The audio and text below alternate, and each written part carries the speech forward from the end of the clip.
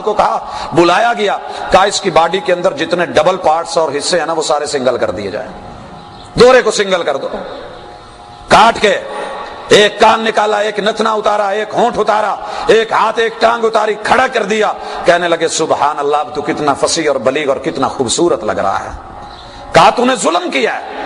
کہا ظلم نہیں کیا، تیری بات کا جواب دیا ہے۔ اللہ کی کتاب میں کچھ چیز ڈبل آ جائے مانا نہیں رہتا، جب تو ایک آنکھ سے دیکھ سکتا ہے دوسرے ڈیلے کی ضرورت ہی کیا ہے، فضول لگا ہوا ہے۔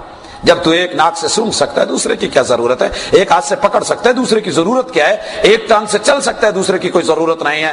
حضرات تاریخ لکھتی ہے کہ بڑا وقت گزرا، ٹھیک ہے فلسفیوں کی وہ جو آگ لگائی ہوئی تھی امام احمد بن حنبل رحمہ اللہ کے ساتھ جو سلوک ہوا اور جو مسلمانوں کے اوپر ایک وبال کھڑا کیا گیا تھا، پھر تاریخ کو ایک وقت لگا اس طرح کے اعتراضات اٹھانے میں اور دہرانے میں۔ تو معیار میں اور مقدار کے اندر یہ کتاب اللہ کا معجزہ ہے۔ حضرات ہم مقدار کو بھی دیکھ لیں، وقت کے ساتھ ساتھ صابن کی ٹکیا چھوٹی ہو گئی، ہر چیز ممی ڈیڈی بن گئی، کتنے بڑے بڑے سائز کے ماشاءاللہ۔ کبھی کیک رس آپ لیا کرتے تھے 4 آنے 8 آنے کا، اس کا سائز ہوتا تھا، آج اس سائز کا ایک کیک رس تو ذرا کہیں سے ڈھونڈ کر کے دکھا دو، کاٹ کاٹ کے چھوٹے کر کے۔ ہم نے بہت کچھ کانٹی چھاٹی کی، کہیں درمیان سے، کہیں بائیں سے، کہیں ادھر سے، کہیں ادھر سے، لیکن اللہ کی کتاب اللہ اکبر، دنیا کے تیشے کلہاڑیاں تیز ہیں، رمبے تیز ہیں، اوزار لیے بیٹھے ہیں، آریاں لے کر کے، کلہاڑیاں لے کر کے بیٹھے ہیں، لیکن اللہ کی کتاب کا ایک حرف تو دور کی بات ہے، ایک شد بھی کچھ چھانٹ سکا۔ آئیں دیکھو تو سی دنیا حیران کھڑی ہے، نہ تغیر ہے، نہ تبدل ہے، نہ چینج ہے، نہ کمی ہے، نہ بیشی ہے۔ سینکڑوں سال 14 صدیاں گزرنے کے باوجود جو 7 منزلیں تھی وہ 7 ہیں، جو 30 پارے ہیں وہ 30 ہیں، 114 سورت 114 ہیں، 558 رکوع 558 ہیں، 6236 آیتیں 6236 ہیں، 86430 الفاظ اتنے کے اتنے ہی ہیں، اور 32 لاکھ جو ہے اسی طرح 3671 جو اس کے حروف ہیں وہ اتنے ہی ہیں۔ معجزہ ہے، عقلوں کو دنگ کر گیا ہے اور دنیا حیران کھڑی ہے۔ کیا ہوا شد مد زبر زیر اور کسی نقطے کا بھی فرق نہیں آ سکا، تو کیوں نہیں آ سکا؟ اس لیے نہیں آ سکا، اللہ نے کہا تھا وَلَوْ تَقَوَّلَ عَلَيْنَا بَعْضَ الْأَقَاوِيلِ لَأَخَذْنَا مِنْهُ بِالْيَمِينِ ثُمَّ لَقَطَعْنَا مِنْهُ الْوَتِينَ فَمَا مِنْكُمْ مِنْ أَحَدٍ عَنْهُ حَاجِزِينَ۔ لوگو یہ جس کو ہم نے یہ امانت دے کے بھیجی ہے، ہمارا پیغمبر محمد رسول اللہ صلی اللہ علیہ وسلم، اگر اپنی طرف سے کوئی بات بڑھا لیتا، ہم دایاں ہاتھ پکڑتے، گردن اتار کر کے رکھ دیتے، شہرک کاٹ دیتے کہ ایسی آواز ہی نہ نکلے کہ جس میں ہماری کتاب کے اندر ملاوٹ یا کمی بیشی ہو۔ یہ کوئی چھوٹا معجزہ نہیں ہے۔ حضرات اللہ کی کتاب کا ایک اور بہت بڑا معجزہ 7واں 8واں کہ اس کا متن سیم ہے، سیم متن۔ بھائی آپ دنیا کی کوئی چیز لے لیں، ملٹی نیشنل کمپنیوں کی، وہ آپ کے علاقے میں بھیجیں گی اور سٹائل میں ہوگا، دوسرے علاقے میں بھیجیں گے اس کا سٹائل اور ہوگا، اس کی پیکنگ اور ہوگی، اس کا معیار اور ہوگا۔ جو گاڑی پاکستان کو آ رہی ہے اس کو لگا ہوا میٹیریل اور ہے، جو باہر جا رہی ہے اس کا اور ہے۔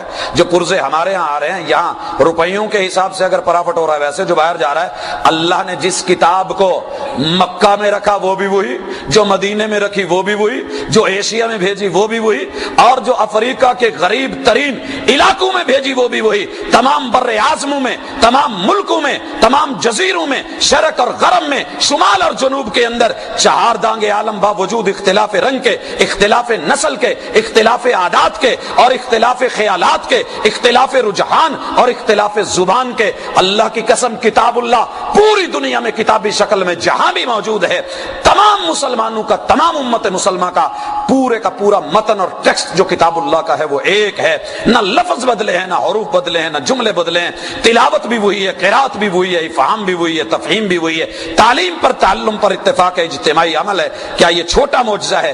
اس کے مقابلے میں دنیا کی کوئی اور کتاب پیش کی جا سکتی ہے کہ اتنی صدیوں میں اس کا متن سیم رہ گیا ہو؟ نہیں ہے، اگلے ایڈیشن میں متن چینج ہو جاتا ہے، کمی بیشیاں نظر آتی ہیں، لوگ متن بدل لیتے ہیں۔ حضرات آئیں اللہ کی کتاب کا ایک اور بہت بڑا معجزہ کہ تفسیر کے اعتبار سے دیکھیں، مالک نے اس کی تفسیر کی ذمہ داریاں خود لی۔ اس کے صرف جملے رب کی طرف سے نہیں ہے، اس کا بیان بھی رب کی طرف سے ہے، اور رب کی طرف سے اس کے بیان ہونے کی دلیل لا تحرک بہ لسانک لتعجل بہ ان علینا جمعہ وقرآنا فاذا قرأناہ فاتبع قرآنا ثم ان علینا بیانا۔ اس کا بیان بھی ہمارے ذمہ ہے۔ بھائیو نیٹ کے اوپر بیٹھیں، دیکھیں اللہ کی کتاب کے مفہوم کو بدلنے کی کتنی کوشش ہے۔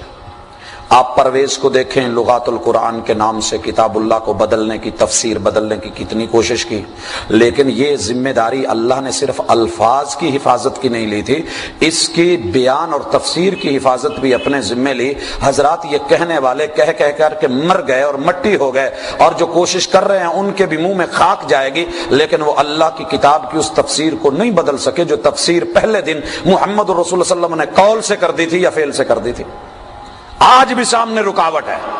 اگر کوئی کہتا ہے وہ اقیم الصلاۃ، یہاں صلاۃ کا معنی مسجد میں آ کے اذان دے کے جماعت کے ساتھ نماز پڑھنا نہیں ہے، بلکہ اس کا مقصد تحریک الصلوین سے ہے، یہ سلب ان کے مادے سے ہے۔ اگر کوئی حرکت کر رہا ہے تو نماز میں ہے، اگر کوئی چل رہا ہے تو نماز میں ہے، کوئی سائیکل چلا رہا ہے تو وہ نماز میں ہے، اور اگر کوئی ڈانس کا ارینج کر رہا ہے تو نماز میں ہے، اگر کوئی مزدور محنت مزدوری کر رہا ہے تو نماز میں ہے، کوئی سیڑھیاں چڑھ رہا ہے تو نماز میں ہے، اور اگر عورت جو ہے وہ رقص کر رہی ہے بلکہ لکھا کہ اپنے چوتڑوں کو ہلا رہی ہے تو وہ بھی نماز میں ہے۔ معاذ اللہ، دنیا نے معنی بدلنے چاہے، تفسیر بدلنی چاہیے، لیکن اللہ کی کتاب کا معجزہ کھڑا ہے کہ سامنے اتنے بڑے بڑے بند باندھ دیے محمد الرسول اللہ صلی اللہ علیہ وسلم کے ماننے والوں نے، اور صحیح حقائق پر مبنی تفسیر کے ساتھ کہ اللہ کی بات سچی ہوگی۔ ثم ان علینا بیانا، اللہ کی مسجدوں کو وہ ویران نہیں کر سکے۔ یہاں آج بھی وہ نماز ہو رہی ہے جو محمد الرسول اللہ نے وَأَقِیمُوا الصَّلَاةَ کی تفسیر میں پیش کی تھی۔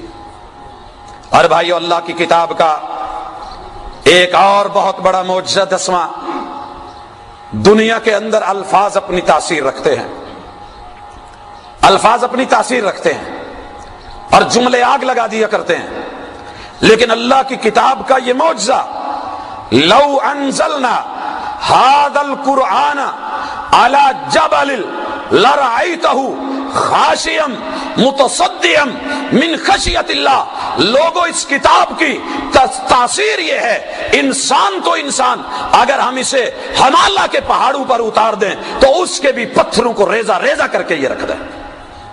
یہ اللہ کی کتاب کی تاثیر ہے، دنیا نہیں مانتی۔ حضرات، آپ کی یہ تارکاباد کی سڑک بن رہی ہے، یہ موٹا پتھر بھی آیا، بجر بھی آیا، بجری بھی آئی، باریک جو ہے اس کا برادہ اور ریتا بھی آیا، اور اس کے بعد یہ آپ کی سڑک بنی۔ یہ اللہ کی کتاب کی آیت کی دلیل بھی ہے اور تفسیر بھی ہے اور معجزہ بھی ہے۔ یہ کتاب اللہ کا علم ہے کہ ہم نے ایک لوہے کے ٹکڑے کے ساتھ وہاں پہ کریسر لگا کر کے کر دیا۔ یہ اللہ کا دیا ہوا علم، یہ اس کی کتاب کی تاثیر اور اس کی حقیقت ہے۔ اللہ اکبر! صرف اتنا ہی نہیں ہے، یہ پہاڑوں کے اوپر تو پہاڑوں اور پتھروں سے سخت انسان کا دل ہوتا ہے۔ میں نہیں کہہ رہا، رب کا قرآن کہتا ہے ثم قست قلوبکم، لوگوں پھر تمہارے دل سخت ہو گئے۔ اللہ فرماتے ہیں اس کے بعد فہی کالحجارہ، وہ پتھروں کی طرح، او اشد من قسوہ، یا اس سے بھی زیادہ سخت ہے، پتھروں سے بھی سخت انسان کا دل ہوتا ہے۔ لیکن یہ اللہ کی کتاب کی تاثیر دیکھو اور اس کا نتیجہ اور اثر انگیزی دیکھو۔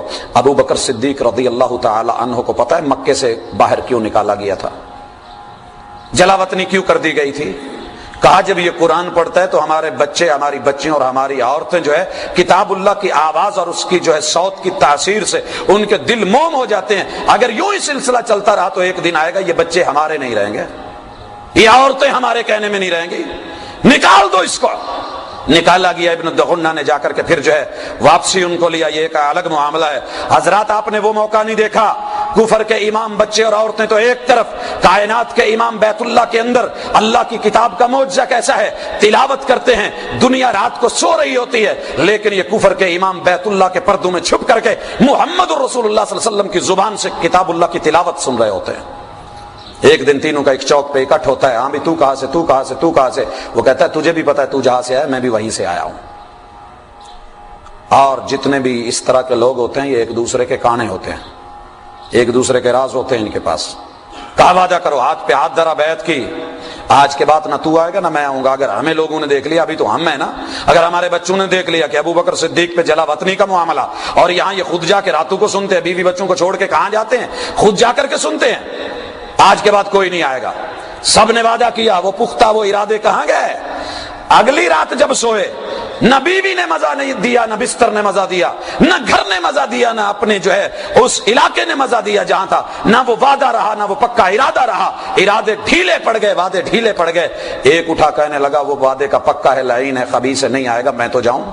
وہ مزہ نہیں آ رہا جو وہ کلام سننے میں آتا تھا، وہ آج کانوں میں رس نہیں گھل رہے جو آتا تھا، نشہ لگ گیا تھا اللہ کی کتاب کا۔ اللہ اکبر! دوسرا بھی یہ کہہ کر کے اٹھا، تیسرا بھی۔ پھر جب طلوع فجر سے پہلے بھاگنے لگے تو پھر سر ٹکرا گئے، پھر جب سر ٹکرائے تو چکرا گئے. کہا کیا ہے؟ کہا بڑے وعدے پہ پختہ ہونے کا ارادہ کر کے دیکھا لیکن مزہ نہیں آیا. بے